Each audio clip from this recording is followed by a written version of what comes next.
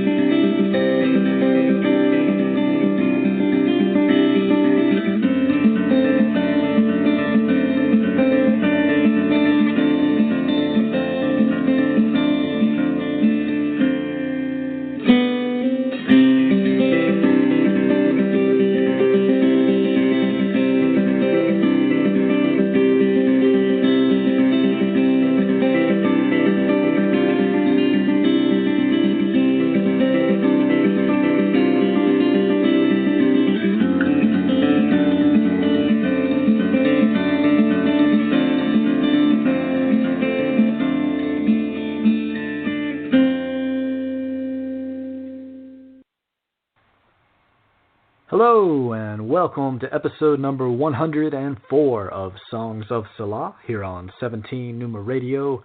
Thank you for tuning in this evening. I'm your host, Scott Thomas Outler, and it is Monday, April 13th, 2020. I hope that everyone enjoyed a peaceful Easter Sunday yesterday. Although we're living in a strange day and age where families and friends are not able to gather and celebrate due to the social distancing measures in place across the world, the spirit of the occasion is still able to shine through in our hearts and souls. A time to be thankful for what's most important, which is the blessing of even being alive to begin with. Humans are an amazingly adaptable species, and so there's no doubt in my mind that this current crisis from the coronavirus will help shift the next stage of our collective development into place. Sometimes we just need a little shove to help us evolve. How's that for donning a pair of rose-colored glasses? Stay safe, healthy, and informed about what's going on, my friends. I'm looking forward to tonight's episode. Coming up in the next segment, I'll be joined by tonight's guest, author and pianist, Crissa Constantine. She'll be appearing on the program to discuss her book, Love Yourself Now, a Memoir, which chronicles her journey through and recovery from ovarian cancer and how that process led her to adopt a philosophy of positivity and self-acceptance, an important message for the world today. We'll also be playing several tracks from Crissa's piano albums throughout the show, so please stay tuned for her interview coming up shortly. I'd like to take a moment and say thank you to Red Fox, editor-in-chief at Alien Buddha Press, for interviewing me as April's featured artist of the month. I had an opportunity to speak about my books, the literary scene in Atlanta, and new projects that are being worked on at the moment, among other topics. That interview was published today and can be read now at the ABP website. And speaking of Alien Buddha Press, coming up on next week's episode here on Songs of Selah will be a special 2-hour edition of the show featuring over a dozen Alien Buddha Press authors who are lined up to call in and read selections from a couple of the press's anthologies that they contributed to. Phone lines will be open to call in with questions and for a chance to win a free copy of those anthologies as well. It's shaping up to be an exciting evening coming up on the 20th. And earlier this month, the new segment Mickey's Poetry Cafe with Mihaila Melnick was launched here on the show.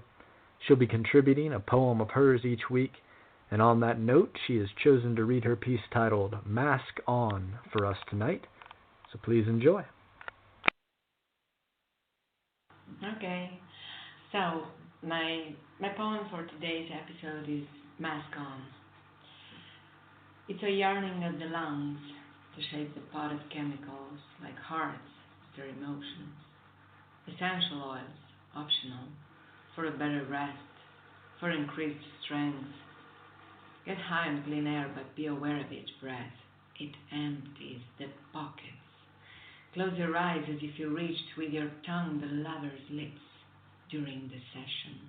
Contemplate the growth in percentage as vocal cords are engaged in singer rebirth. The synapses escape from a trapping cage and run through the wire. Teach your throat the air gluttony and release it with thriftiness. And tomorrow come back and take a new breath if you had the money. Well, thank you, Thomas, for this opportunity to read my poems here, and see you next week. Bye-bye. All right, welcome back to Songs of Selah here on 17 Numa Radio. Once again, that was Mask On by Mihaela Melnick in her weekly segment, Mickey's Poetry Cafe. Thank you for the poem, Mickey. Looking forward to hearing from you again on next week's show. Anyone interested in reading more of Mihaela's poetry can pick up a copy of her book, Change of Seasons, available on Amazon. And keep an eye out later this year for the collaborative collection of poems the two of us are working on at the moment, titled Evermore. More about that project will be announced in the months ahead. I do encourage listeners to please take a moment and subscribe to the 17 Numa Radio channel. It's easy to do and it's free. All you have to do is click the follow button found on the page where this episode is streaming, and that'll get you signed up. And a reminder to everyone that all past episodes of Songs of Selah can be accessed or downloaded for later listening from the archive here on the channel or from the Songs of Selah page at 17numa.com. Thank you to everyone who spreads the word about this program and shares episode links. Your support is greatly appreciated. I did want to also mention that submissions for the 2020 Setu Mag Western Voices Poetry Edition are currently open.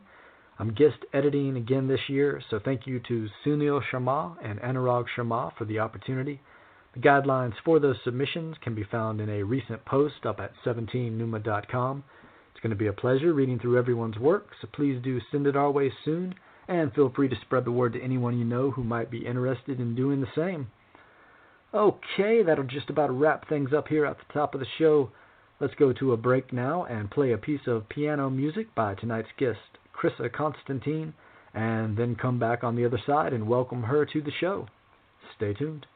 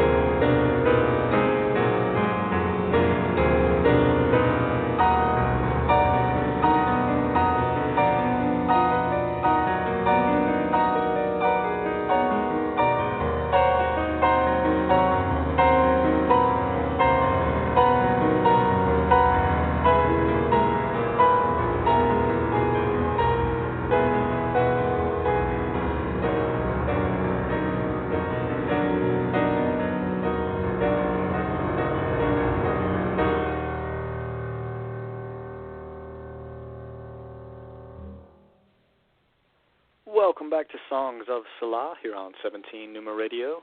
That was a piece entitled Stumps in the Sky by Crissa Constantine. If anyone's interested in appearing as a guest on a future episode of the program, please feel free to get in touch with me via email at 17numa@gmail.com or connect with me and reach out on any of the social media platforms, and I'd be more than happy to get you set up for an episode later this year. Tonight's guest, Crissa Constantine, taught classical piano and music theory at Capilano College in North Vancouver, and then moved to Vancouver Island in 1994, where she had more time to pursue her dream of composing her own style of neoclassical piano compositions. She has recorded 3 CDs of original piano pieces, most of them inspired by the beauty of nature. Her mother always wanted someone to write about her turbulent life as a refugee from Stalin's Red Army, so Crissa interviewed her and got tips on how to write a true story in the style of a novel from Sterling House Publisher in Pittsburgh.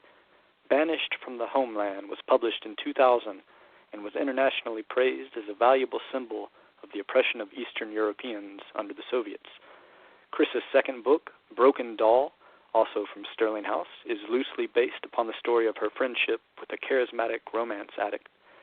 Crissa was diagnosed with stage 3 invasive ovarian cancer in 2005 and underwent 2 major surgeries, chemo, and radiation. During her chemo treatments, a counselor came to her house and urged her to stand in front of a mirror and say, "I love you," to herself until she could say it with conviction. Positive thoughts in the brain have positive biochemical impacts on the whole body. When she finally learned to drop all her negative, self-critical baggage and to love and accept herself unconditionally, she felt so wonderful that she wanted to help others do the same. She feels that we humans are too judgmental for our own good, and that we waste far too much energy competing with each other in a destructive way instead of cooperating in an empathic way. Love and Accept Yourself Now, a memoir, her third book, is aimed at everyone, not just cancer survivors. So thank you so much, Crissa, for joining the show tonight. How are you doing? Oh, I'm just great, and thank you for having me. Oh, absolutely. A pleasure to have you on here tonight, and got a lot to talk about with all your books and albums that you've released. I guess a good place to start, that piece that was just played, Stumps and Sky. Does anything jump to mind when you hear that piece? Yes, I haven't heard it for a long time, and it was inspired by a painting by Emily Carr, who's one of Canada's most famous painters, and what she did was go around British Columbia, and she was so inspired by the natural landscapes and by totem poles. She was way ahead of her time, and she was interested in indigenous culture long before it became fashionable, and she loved nature so much that when she saw that some trees had been cut down and there were just stumps remaining, and she saw the sky in the distance, and it made her so sad that she painted something that looks like just pure destruction. And when I saw that, I thought, wow, that just grabbed me. Like, well, beautiful things grab me too, like beautiful big forests that are intact, but this was so powerful because it symbolizes what can happen when we just indiscriminately cut trees down. You get almost like a horror show. So that's what inspired that piece, and I thought, oh, yeah, this is just very powerful. So I tried my best to express what she was expressing in the painting. Very nice. One of the ways that art combines itself, when you're writing a poem in response to a painting, it's called an ekphrastic poem, so I guess maybe that same concept carries over to when a piece of music is being inspired by another genre. So that's a beautiful thing and a beautiful piece of music. Well, thank you very much. Most of the time I get my inspiration directly from nature, not through another artist, but in this particular case, it was her who inspired me. She was an amazing woman. Sometimes you just can't help but be driven to create when you see something that really grabs you. Yes. Where do you think that your passion and love of music originated? A lot of it's genetic, most likely, because it didn't come from my father's side, but my mother came from a musical family, and even though I didn't have a chance to meet these people for so long because of the Cold War, my mother had to escape from the Soviets and came to Canada by herself. I was born in Vancouver, but I could not meet these Estonian relatives because it would have been too dangerous for us to try to go there. The KGB spies were watching everyone who had escaped, and if we would have gone there, we would have probably been arrested at the border. At that time, it was part of the Soviet Union. So I knew that these relatives were musical. I didn't have a chance to meet them, but there were many, many musical people among them, like my mom's brother, was a classical violinist. He even made his own violin.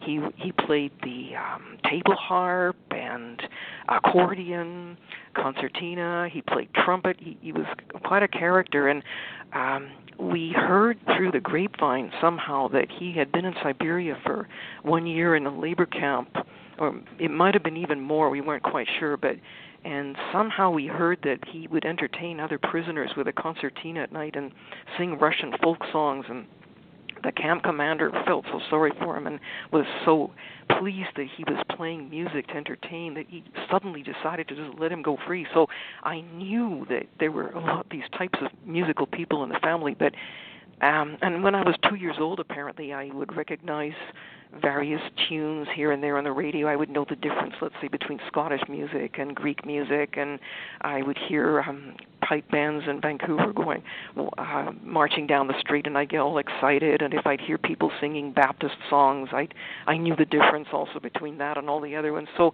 when I was two, when I could tell the difference, that must have been a genetic thing. So it's definitely from my mom's side of the family. And my mom had a beautiful voice. She wasn't trained, but her mother had a beautiful voice too, and one of her uncles was a guitar player. And it turns out a second cousin that I have is a well-known pop music composer in Estonia right now, and his father was also a violinist.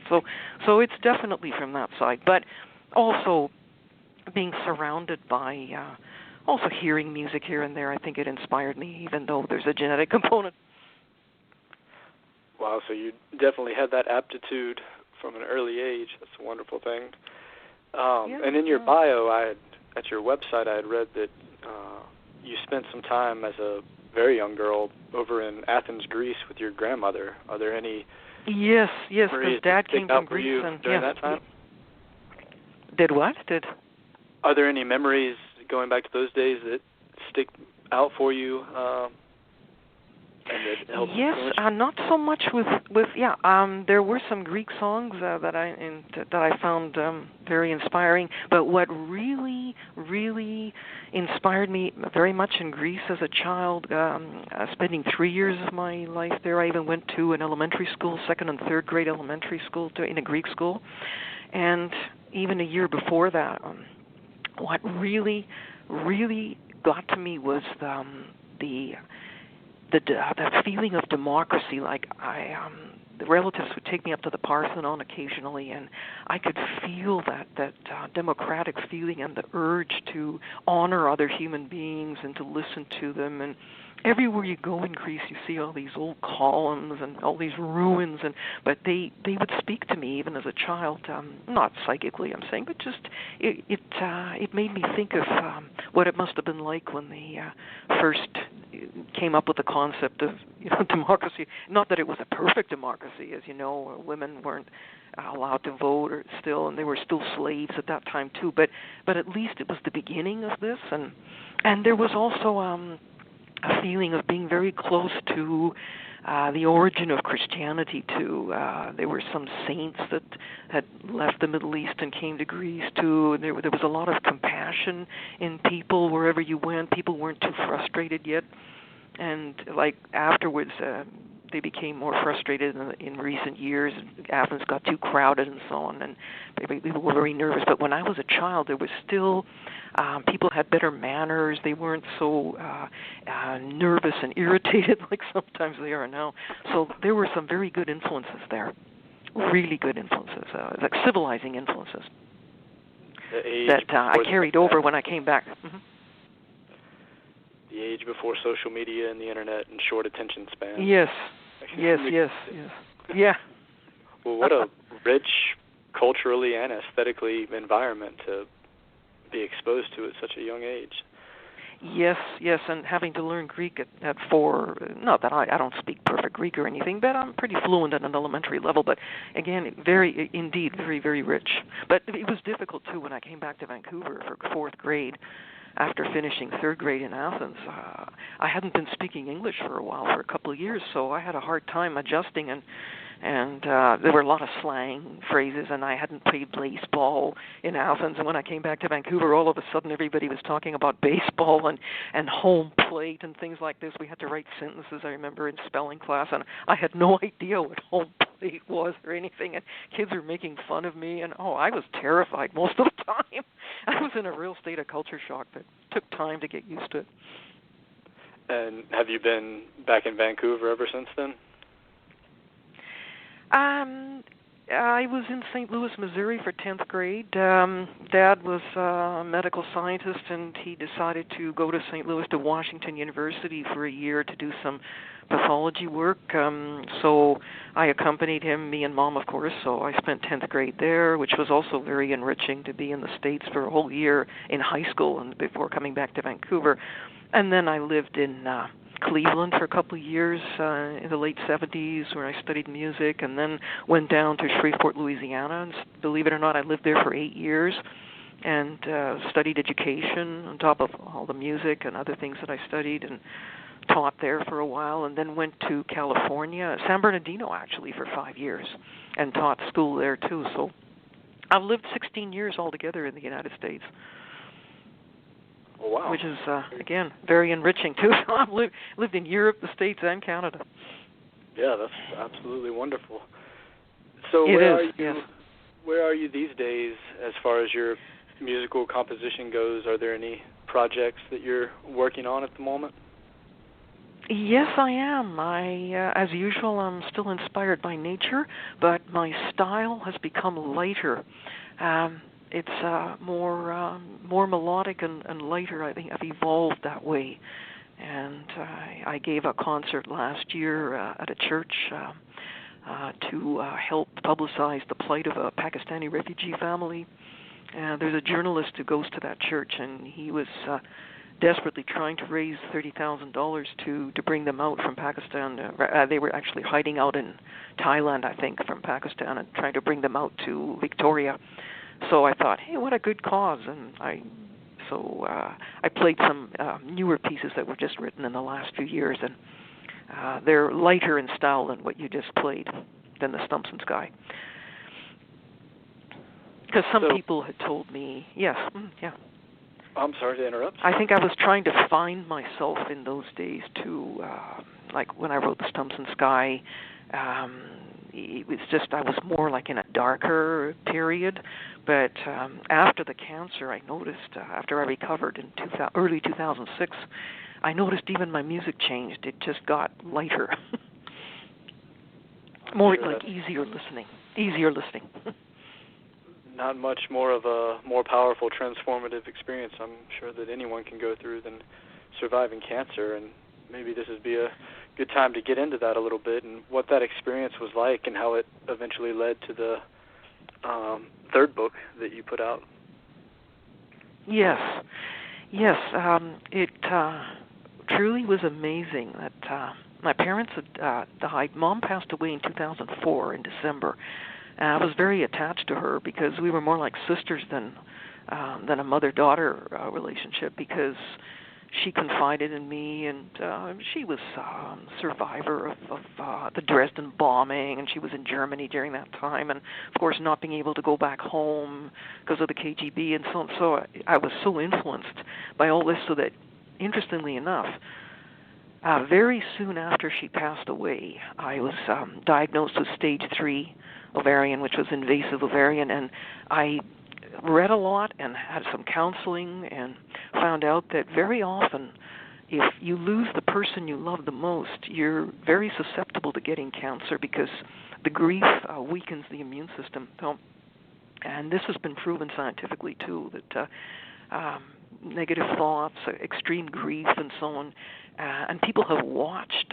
Even my accountant had noticed that several of his clients, like if the husband would die, the wife would die just a few months later, or vice versa. If the wife would die, the husband would die soon after. And most of the time it was cancer that did that.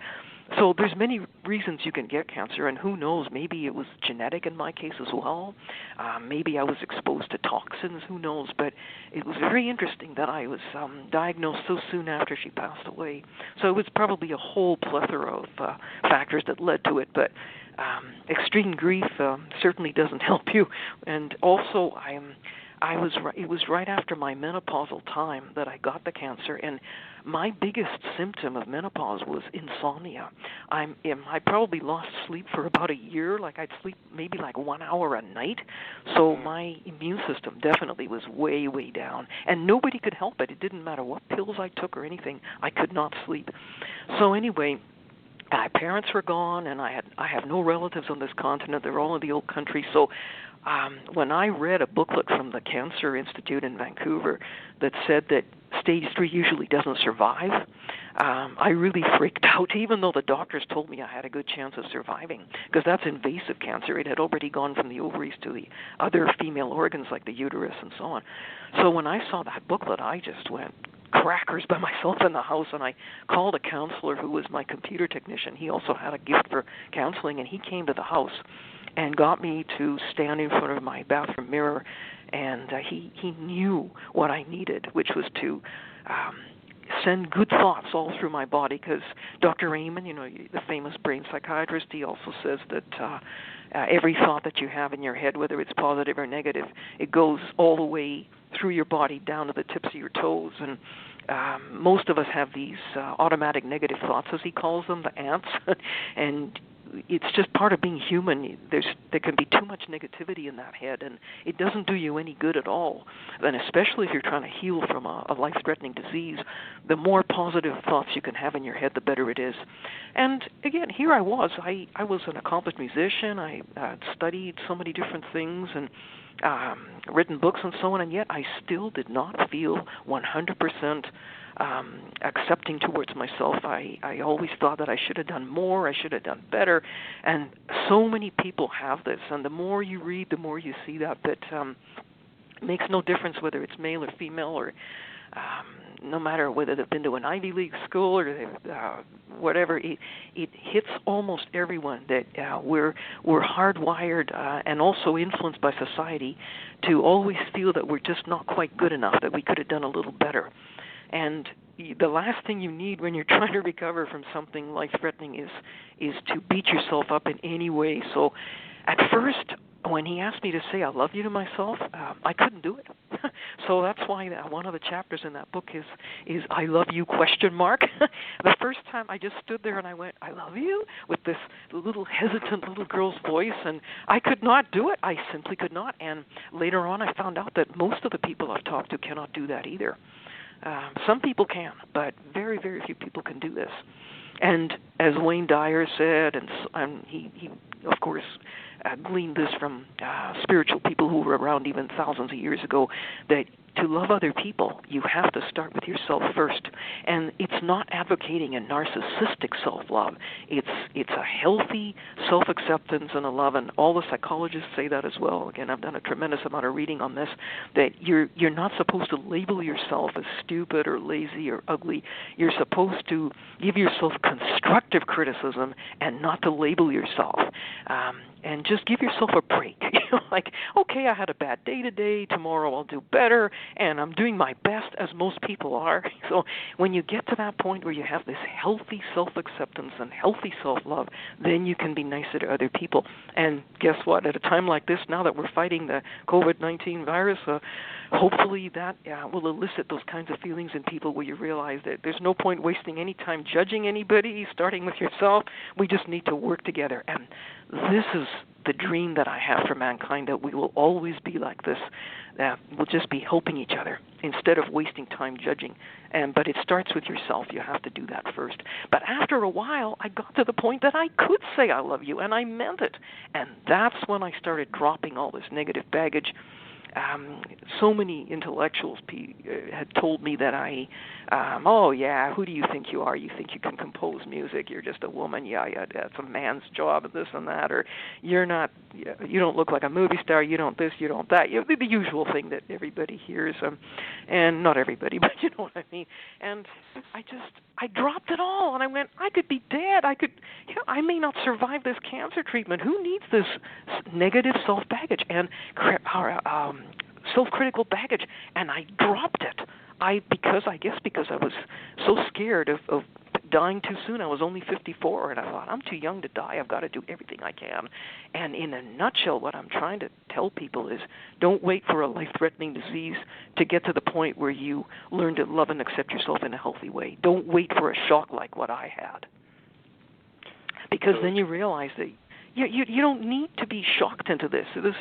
We should all be living like this. Don't judge yourself. Don't judge others instantly, the way people are instantly, the way we judge each other. And it's hard to escape the judgment. It's all around us, wherever you go. And we get into our habits and routines and patterns, whether that's in life or psychologically, and those neurons fire off in a certain way. What were some of the keys that you learned when going down this path to help shift those neurons and refire them in the positive direction? What I did was analyze myself and my past.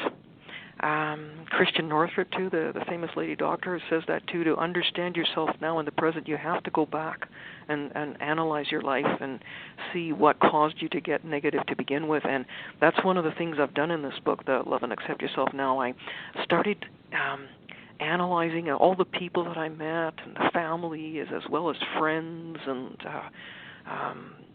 romantic people that I met that were romantic relationships. I started analyzing and wondering, why did I get like this? Well, first of all, I came from an academic family, and I grew up in Vancouver in the UBC district, the University of British Columbia district, which is around that university.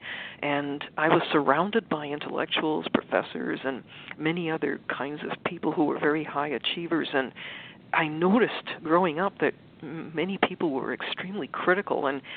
And even though they were all very highly accomplished, they were just as hard on themselves as they were on everyone else. And Stephen Levine, in his book, A Gradual Awakening, says, and also Jack Kornfield, A Path with Heart, they also say that even they grew up in these Ivy League environments, and it didn't matter how brilliant many people were, they had this sense of unworthiness. So I grew up in an environment where people felt unworthy no matter how brilliant they were. So already since childhood, I was indoctrinated with this idea that you're never quite good enough, and no matter what, you just have to keep striving because nothing you do is ever quite good enough. And a lot of the people I met were very unhappy, and they tried to take it out on me as well. And so after a while, after analyzing all this, I realized that I was faced with one of the biggest problems that mankind has, and that is the critical self-judgment that's self-destructive. We have a beautiful side where we cooperate, but we also have these self-destructive tendencies. And I realized it, and I went, hey, I'm fine the way I am. And apparently the Buddha had said that you are perfect just the way you are. And when my counselor told me that, he was really into Buddhism, the one who got me to stand in front of the mirror. I think my jaw dropped when he said that to me. You're perfect just the way you are. And it's true. You wouldn't dream of going up to a tree or a little animal and saying, hey, you so-and-so, you're defective. No, you just look at it and you go, okay, that's the way nature made it. It's as I say, God doesn't make junk, whatever your God is. So you get to the point where you just start analyzing enough, and enough of the analysis is what did it. And I realized I was carrying too much negative baggage. That was just nonsense, basically. After you've gone through this transformative process, recovering from the treatments and the cancer itself, and then have sort of found this new awakening in life, coming away from it more peaceful and loving yourself, and going through those past ordeals and putting them into a new perspective. When did you decide that that's something that you now wanted to share with the world and put into this book?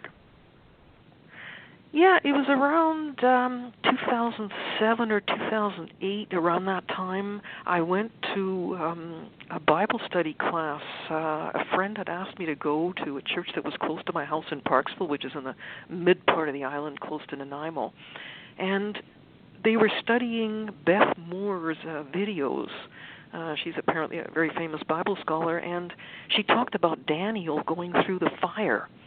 And I was very frightened still at that time because it was only a couple of years after my cancer treatments were over, and I still had to go for CT scans and MRIs and so on to make sure that the cancer hadn't come back. And I was waiting for my results one evening there at the study, and we were supposed to share what was happening in our lives, and there were about 8 ladies there. And I had shared that I was scared and hoping that the test would be fine and that the cancer hadn't returned. And then when I gave a few details about what I had gone through with all the treatments and the surgeries and the chemo and the radiation, one lady suddenly exclaimed, "You've been through the fire!" and then I went, "Wow!" And literally like radiation, and then I realized I wrote a little. I was suddenly inspired to go home and write a little booklet called "Through the Fire," which, in a very shortened version of this book, "Love and Accept Yourself Now," which came later, I basically wrote how I managed to overcome the cancer and how much better I felt, and I wanted to help other people feel the same way. And I would go around to some healing groups, and I got in contact with the Cancer Research Center in Victoria and tried to raise funds for them as well because they're working on ovarian cancer too. And so that's how it started. It was that Bible study class with the Through the Fire. And then later on, I suddenly had this idea in 2012 or 2011, around that time, to expand the Through the Fire booklet. I just suddenly was gripped by this desire that to reach everyone, not just cancer survivors.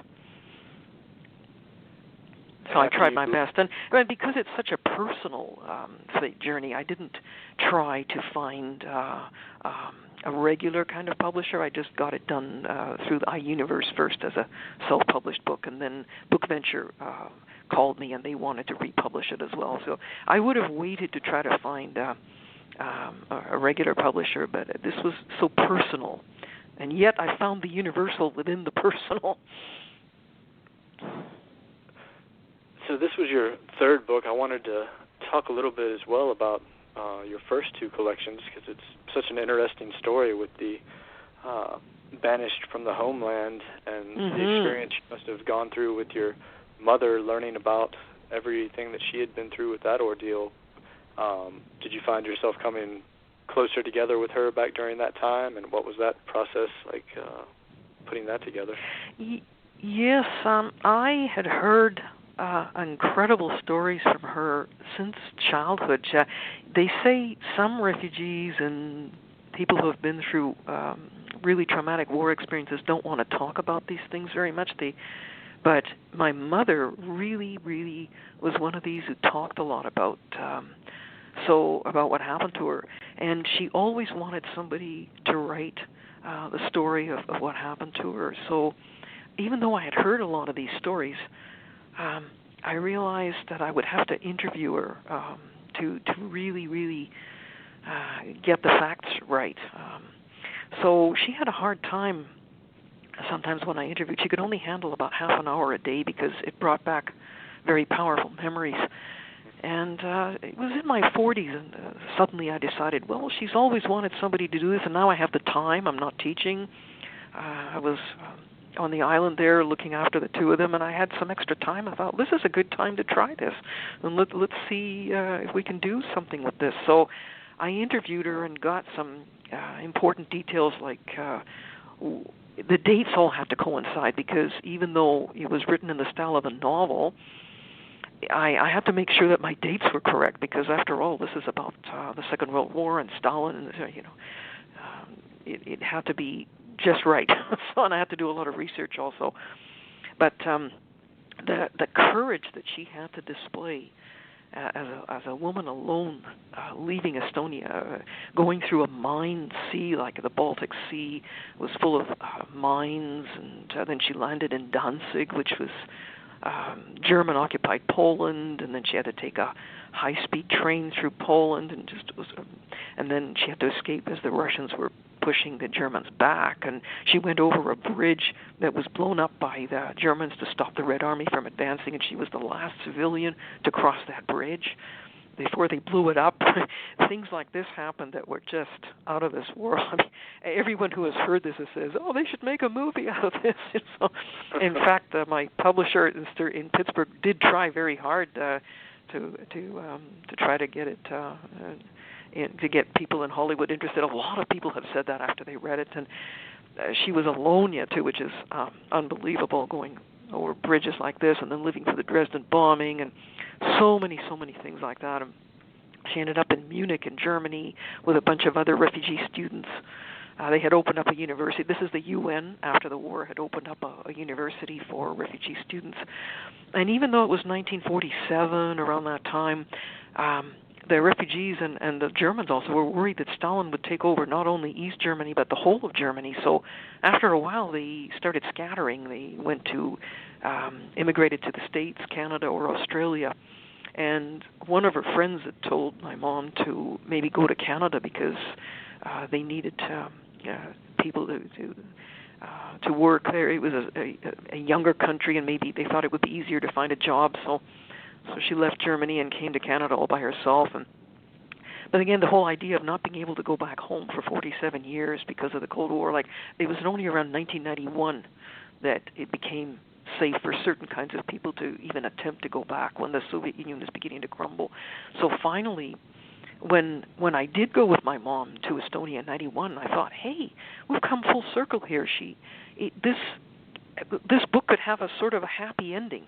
So that's when I decided this would be a good time to do it. It wouldn't just be a horror story, but it would have a good happy ending with being able to see her brother again at least. And a lot of relatives had died in the meantime, but at least she got to meet her nephews, and I got to meet my cousins. And then we went again in 94 when Estonia became free. And so that's why I thought, and the Baltic countries, Estonia, Latvia, and Lithuania, were just beginning to be recognized by the world that they had been given away in the Molotov-Ribbentrop Pact between Hitler and Stalin. They had been basically given away to Stalin in a pact that was illegal. And so many thousands of people were sent away in cattle trains to Siberia as soon as that happened, and they lost their freedom. So it was good timing. Not only did we have a chance to go back to see relatives, long-lost relatives, but also the Baltics were trying to gain their freedom. And so it was a good time to publish that book. And I'm very grateful that Cynthia Sterling in Pittsburgh liked the story. I got a book on how to publish, what you have to do first. I found it in a local bookstore in close to Nanaimo, and it said first you have to find an agent before you can find a publisher. And amazingly, I wrote to Cynthia Sterling, who was listed as an agent, but it turns out she was also a publisher, so I really was lucky with that. And not only was she a publisher, but also she and Megan Davidson, who was her chief editor, had written a couple of books on how to write in an effective way, like to write a novel. So they asked me to turn this story into a novel, to write it in the style of a novel, a true story written in the style. And they took me under their wings, and they really, really made a huge difference in my life. And it helped my mom, too, because she was still lucid when that book came out. And I was so happy that she was so pleased that it actually came out and she could read it. It was the biggest gift I could give my mom, and not only for her, but I did this for the whole of Eastern Europe. It's a symbol of what happened to millions of people, whether it's Polish people, Romanians, Bulgarians. There's so many people couldn't go back home for years because of fear, and very well-grounded fears. Absolutely, and what an amazing story. Yes. And that is beautiful that you were able to capture her legacy while she could still understand that you completed that project. A beautiful gift, as you said. So you talk about being inspired a lot by nature here during this current pandemic that we're going through and the lockdowns and shelter in place. Are you able to get out and experience time with the trees and the forests? And how are you Yes, with the current situation? yes. Luckily, it's not a complete lockdown. I'm in Sydney here, close to Victoria, and so far we're allowed to get out and walk as long as we don't congregate in large groups and so. But if they see that you're exercising and you're walking and you're keeping your distance, you can get out, and I do every day, and I watch the animals and flowers and the trees and the beautiful sun, and I took a picture of a beautiful heron there in the ocean that's not too far from here, and I've seen a seal that hangs out of there's a fish store in Sydney at the end of the Beacon Avenue Pier, and he's always waiting for fish, and he's just adorable. I mean, and you see people walking with their dogs, and it makes all the difference, and I'm so grateful that we can still do that. Absolutely. Oh, it makes a huge difference. Huge difference. It really is, and it's a similar situation here where exercise is an essential activity. So it's great for people to get out, maintain their health, and get the fresh air and enjoy the spring weather and the beauty of everything in fruition right now. Even though the world's in a dark place, it gets back to that concept of taking care of yourself and having that strong core, staying healthy, so that when things do open back up, we're all able to have more empathy and compassion for each other and spread that back outward. Yes. No, I'm glad you can get out too. Yeah, there's a park nearby here. I walk there every day. It's one of the great joys of life. Oh, yes, nature. So what is your general writing process? How do you like to go about it, and are you considering writing any more books in the future? I might, but I'm going to concentrate on the music for now. But my all 3 books were based on reality. So after I learned how to write in the style of a novel, like using rising tension and how to round out characters to bring them alive, what I learned through those ladies in Pittsburgh there, I applied to the Broken Doll book about it was a friend of mine who was a romance addict, and I had to change a lot of things, though, because you have to be very careful when you're writing something that's based in reality. You have to be careful not to offend anyone and so on. But so mine are all based on reality, so it's I'm not so much a novelist kind of person. You know, some people have ideas that just for plots and novels that just sprout out of their heads like crazy. I'm one of these people who has learned how to write, and I always enjoyed my English classes, like analyzing great literature and writing essays. But I can't honestly say that I'm a novelist, but I have learned how to write like a novelist, especially to turn a true story into a novel. So you never know. Something may come up eventually. I don't know. You never know. Or I may feel compelled to do that again. Absolutely. Never know what's around but I the bend, certainly... especially the which? The world. So never know what's around the bend, especially with the way the world is going these days. There's bound to be exciting adventures ahead, whichever way it goes. May you live in interesting times, as they say. The proverb, yes. Whatever it is, we're certainly in those times these days. And I have suddenly remembered, too, the counselor who came to my house and got me to stand in front of the mirror had a T-shirt on one day when he came to the house that said, it had a Chinese character imprinted on it, and what it meant apparently was crisis and opportunity. They're basically 2 sides of the same coin. So I suddenly remembered that just yesterday. So there's an opportunity and a crisis. So I guess maybe the opportunity with this is that we're all helping each other. I must admit there are amazing stories of people. Here, too, at 7 o'clock at night, our time, people get out and bang pots and pans. And a couple of days ago there was some boats were sounding their little like ship's horns, and a fire truck went by with a siren. And it is a beautiful feeling when you see that. To honor the health workers who are in the front lines. Absolutely. Most of us are really coming together. Really, it is a beautiful thing to see.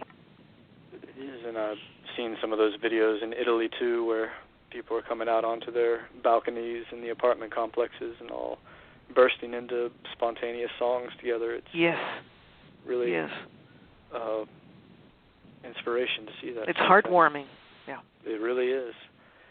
So we're coming down to just the final few minutes here in the show. It's really flown by, and it's been a pleasure talking to you. Very interesting books and beautiful music. And I guess here at the end, is there any information you want to give people where they can find out more about your collections and your music, and if they want to pick up a copy? Yes, the books are on Amazon, and they can just look them up. They're also I turned my mom's book, The Banished from the Homeland, into an e-book as well, and same thing with Love and Accept Yourself. It's an e-book. If they want, they can download it. Just look it up, and my music, if somebody really wants especially the last CD that I did, that We Are Free, that was inspired by an Eagle release in the Mid-Island there, they can email me, or I have a website. Just look up Crissa Constantine, and they can send me an email through the website, and I'd be happy to send them a CD for free. Oh, wow. What a generous offer. And anyone can find that link to your website in the show description box at the bottom. Yes. Where this episode is airing. And I think that we'll end the show with one more piece, The Great Spirit in the Forest and the Mountains. And just want to say again, thank you so much for appearing here tonight. It's been a pleasure, Crissa. Oh, thank you so much. I've enjoyed it so much. Appreciate it, and thank you everyone for tuning in. We'll be back here next Monday at 8 p.m. Eastern with the crew from Alien Buddha Press. And do swing by Crissa Constantine's website and find out more about her work. And we'll fade out with The Great Spirit in the Forest and the Mountains. Selah.